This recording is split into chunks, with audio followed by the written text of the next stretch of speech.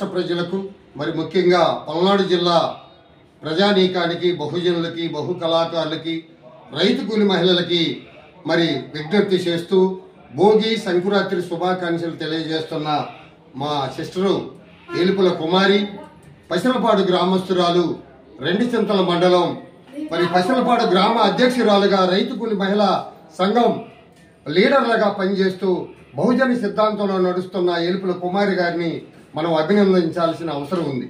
ఎందుకంటే బాబాసాహెబ్ అంబేద్కర్ గారి చిత్రపటాన్ని ప్రతి ఇంట్లో ఆ చిత్రపటం ఉండాలని నా పిలుపు మేరకు ఈరోజు ఈ చిత్రపటాన్ని చేయించుకొని మన బహు కళాకారుల కార్యాలయంలో జేబీపీ పార్టీ కార్యాలయంలో నా చేతుల మీదుగా రిలీజ్ చేయటం అనేది మనందరికీ గర్వకారణం. ప్రతి ఒక్కరికి స్ఫూర్తి రావాలని మరి అలాగే ఏలుపుల కుమారిని అభినందించాలని గ్రామ అధ్యక్షురాలుగా పనిచేస్తూ మండల నాయకురాలుగా రెండిచింతల మండల నాయకురాలుగా పనిచేస్తున్న ఏలుపుల కుమారిని ప్రతి మహిళ అభినందించాలి. అన్ని కులాల వాళ్ళు అన్ని మతాల వాళ్ళు కూడా మరి ఈ స్ఫూర్తికి తీసుకొని బహుజన సిద్ధాంతాన్ని పాటించాలని బాబాసాహెబ్ అంబేద్కర్ గారు అందరి వాడులాగా మనం కొనియాడాలి.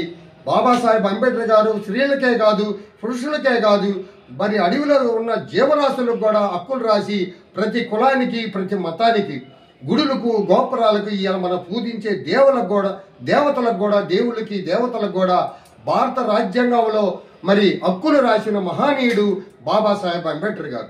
మన దేవుని ఏ దేవుని పూజించుకున్నా మీరు బహుజనులే కాదు ప్రజలు రాజకీయ నాయకులు విద్యామంతులు మేధావులు చదువుకున్న మేధావులు చదువురాని రైతులు రైతు కూలి మహిళలందరూ కూడా మరి ఈ సిద్ధాంతాన్ని పాటిస్తూ ప్రతి ఇంట్లో బాబాసాహెబ్ అంబేద్కర్ గారి చిత్రపటం ఏలుపుల కుమారిని చేయించి మరి ఈ ఫోటోని వాళ్ళ ఇంట్లో పెట్టుకుంటున్నందుకు భోగి రోజున శుభాకాంక్షలు తెలియజేస్తున్నాను.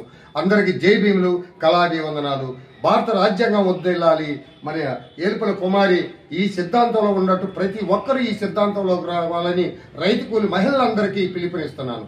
అందరికి జై భీములు కళాభి